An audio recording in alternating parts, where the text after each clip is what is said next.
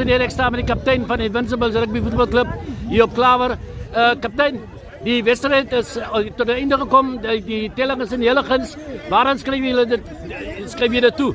Hier wil ek sê baie dankie aan die Hemelse Vader wat ons die talente gegee het, die dag toegelaat het vir ons om rugby te kan speel, ding waar ons almal lief is.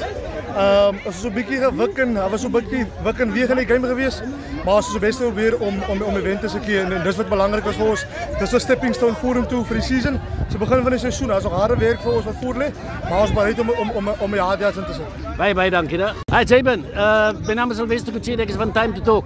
Ek moet sê dat op julle tuisveld het julle gewees, maar ongelukkig in die telbord het anders te bewees. Waarom skryf jy hierdie wedstrijd toe?